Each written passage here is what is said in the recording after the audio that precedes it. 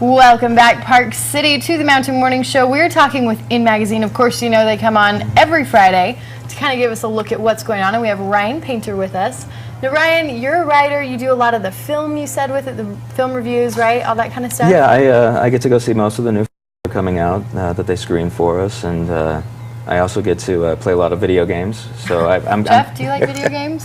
Sign me up. I want that job right there. It's a lot of fun. It is a lot of work, though. You know, you figure every game you review, you have to put in a few hours to figure out if it's horrible or if it's great or if it gets better as it goes along. And same with movies. You know, see 3 to 5 movies a week, and unfortunately, not all of them are fantastic. But you have to see them. You have to see them. Sometimes, you know, both in good and bad ways, and.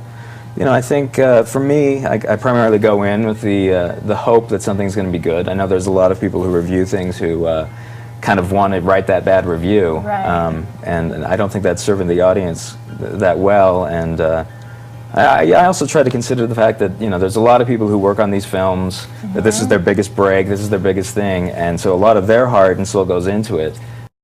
So I try to look at the films and find something that's good about it.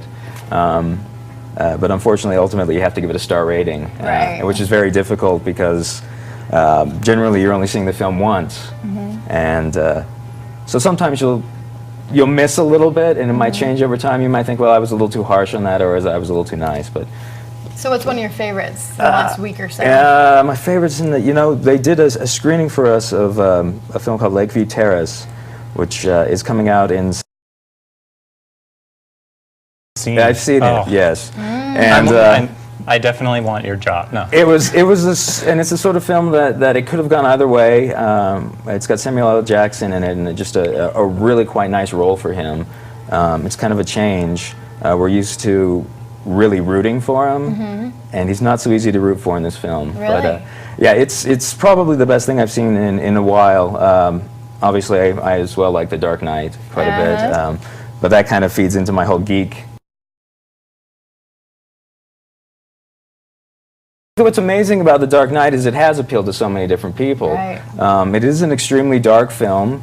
It's a comic book movie, but I think over the past few years we've seen comic book movies become a little more mainstream, and it's not just the fringe comic book readers who are going. Right. And I think partly that's due to the fact that there are some really good comic book movies being made. The first 2 X-Men, the first 2 Spider-Man, that sort of thing. People started to see.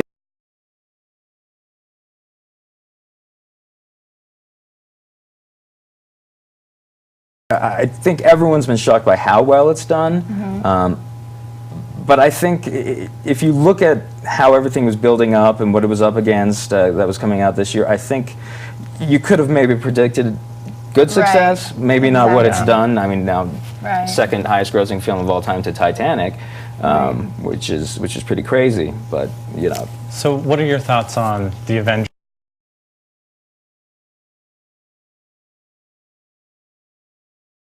Great. Yeah. The Hulk, mediocre. Both Hulks that they've done have been, not so good. This one definitely better than the Ang Lee. Yeah, I would give you that. And the thing that's interesting mostly about this new Hulk is that there was apparently a lot of tension, between Edward Norton and the director and that sort of thing, and that Edward wanted it to come out in a much different cut version. Yeah. And I know that on the DVD release.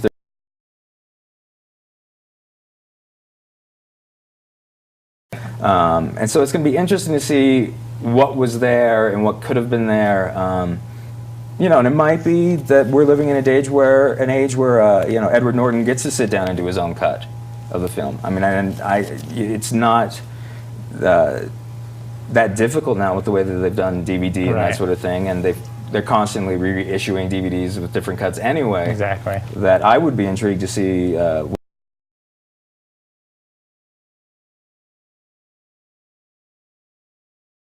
Oh, definitely, yeah. Okay, let's talk really quick. You've got your back to school. What am I trying to say? Your back to school went issue. out this, Yeah, and and it's funny because everyone on our staff is obviously out of out of school, but it seems like fall comes around and you kind of revert back to when you were a kid or something because you start feeling like I really need some new clothes. Right. And I think we all justify it by saying, well, the weather's changing and I don't have enough jackets.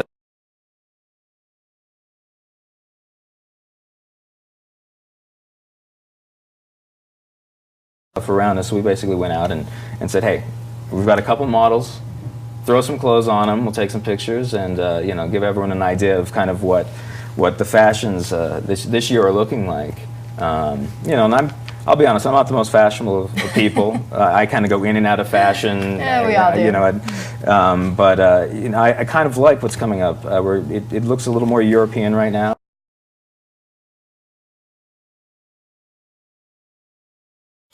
Maybe coffee house crowd as well. And so I think it's very a clean look. You know, it's that sort of thing. I love the fashion look right now. I love it. You know, the looks we've got going on. I am a fan. And this week, I mean, I was kind of looking through, and you guys have some great pictures in there. Yeah. You know, to show what is in fashion. And it's a great thing to do, like you said. Everybody kind of gets in the mindset of, Mom and Dad used to buy me clothes, now they don't, so I'm going to have to buy my own. Yeah. Right? And you get to pick what you want to wear now as well. You know. Exactly.